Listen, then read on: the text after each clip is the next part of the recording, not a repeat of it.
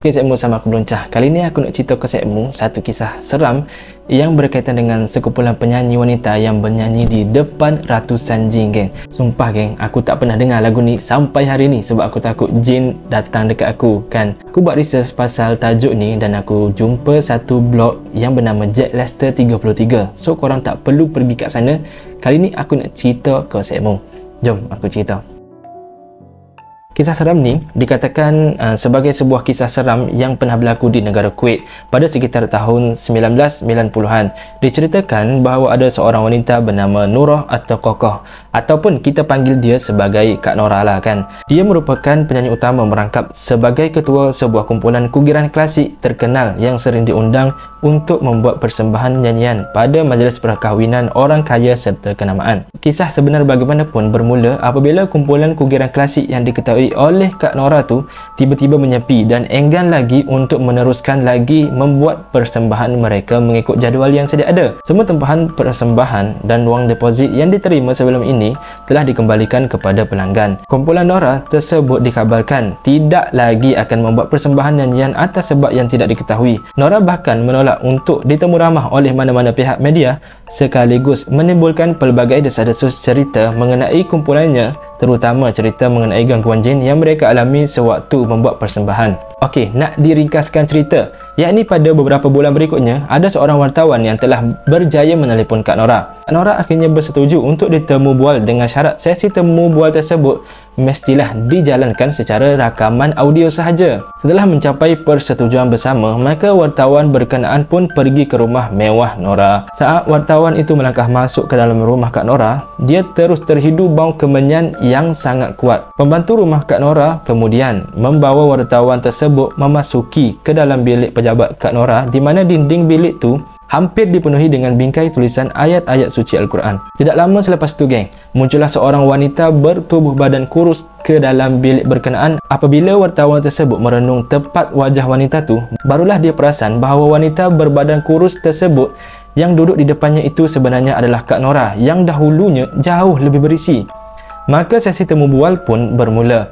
Kak Nora sempat memberikan amaran kepada wartawan itu supaya tidak sesekali menokok tambah pada cerita yang keluar daripada mulutnya. Kata Kak Nora, cerita tersebut adalah kisah benar yang telah menyebabkan semua anggota kumpulannya untuk berehat buat selama-lamanya daripada membuat sebarang persembahan. Di sinilah Kak Nora mula bercerita.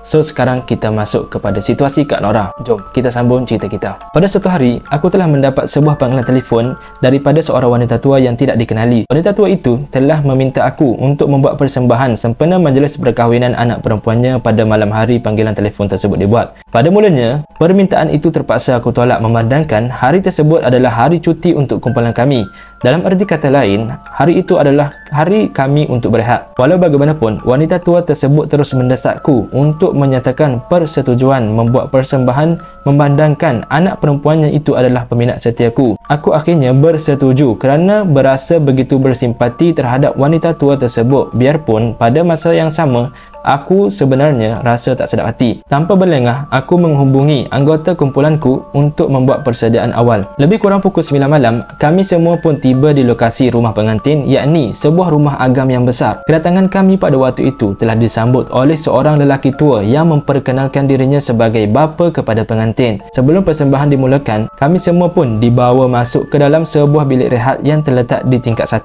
Tatkala kami semua sedang sibuk melakukan persiapan di dalam bilik rehat tersebut, seorang wanita tua tiba-tiba saja muncul. Wanita tua itu kemudian datang kepada aku dan menghulurkan tangannya sebagai tanda untuk bersalam. Sewaktu bersalaman, aku dapat melihat dengan begitu jelas sekali bibirnya yang sangat pucat.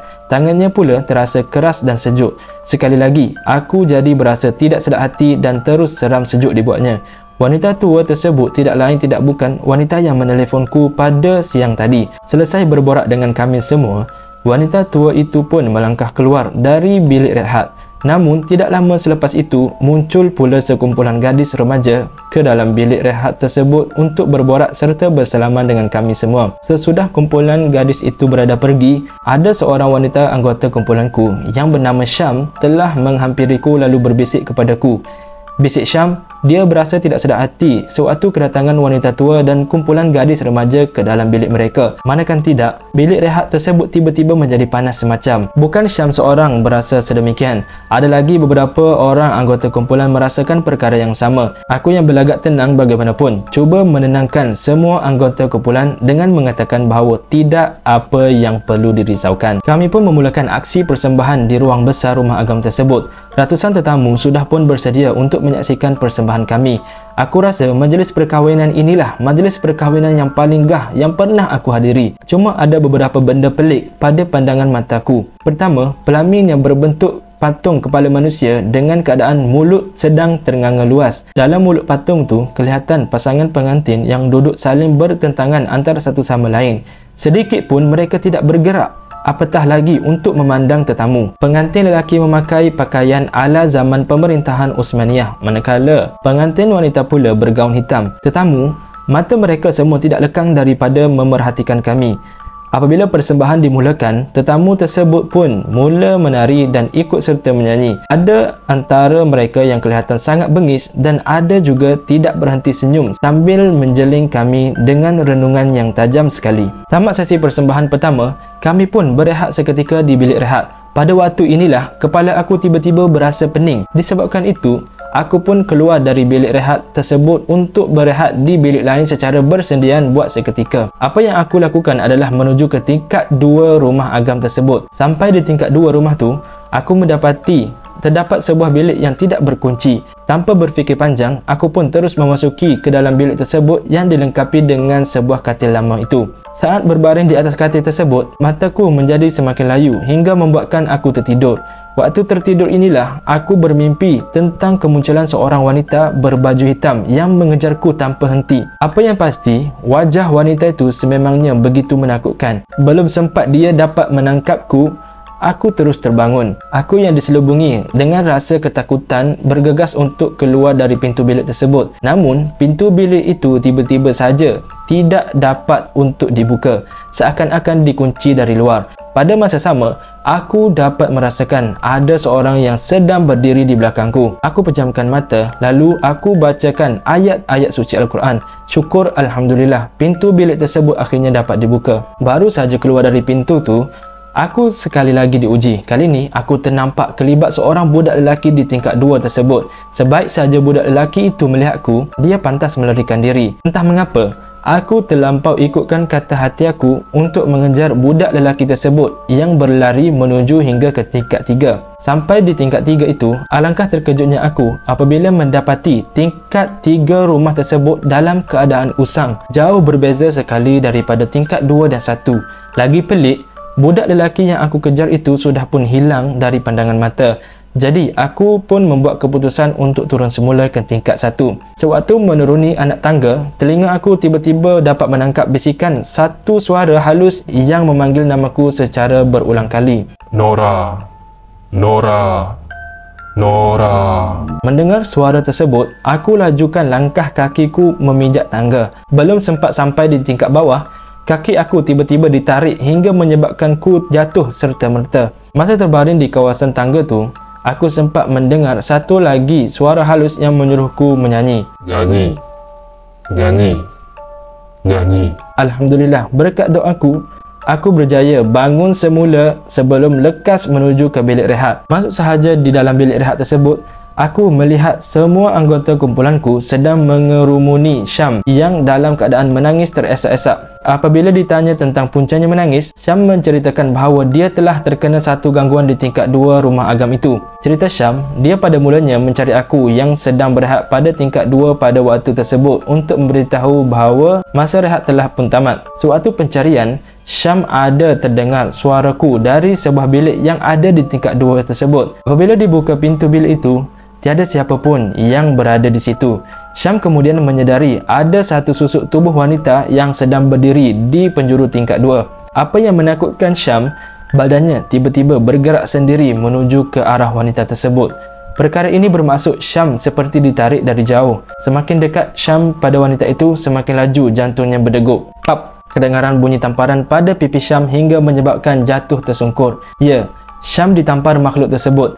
Sama seperti yang aku amalkan. Syam memejam mata lalu membaca ayat-ayat suci Al-Quran. Syam mendapat kekuatan untuk bangun sebelum melarikan diri dari tingkat 2 itu. Dalam keadaan kelam kabut tu, Syam sempat bertembung dengan satu lembaga berbadan besar yang menengkingnya supaya beredar pergi dari kawasan tingkat 2 tersebut yang sememangnya tidak boleh dinaiki oleh orang biasa. Setelah puas bercerita, Syam menyuruh aku untuk menghentikan persembahan dengan kadar segera dan terus pulang ke rumah masing-masing. Aku bagaimanapun tidak bersetuju dengan permintaan Syam kerana aku sedar ada sesuatu yang tidak kena di rumah agam itu. Jadi persembahan pun tetap diteruskan. Cuma lama-kelamaan semakin ramai tetamu yang hadir. Mereka semua semakin rancak menari dan menyanyi hingga suara nyanyian kami tenggelam.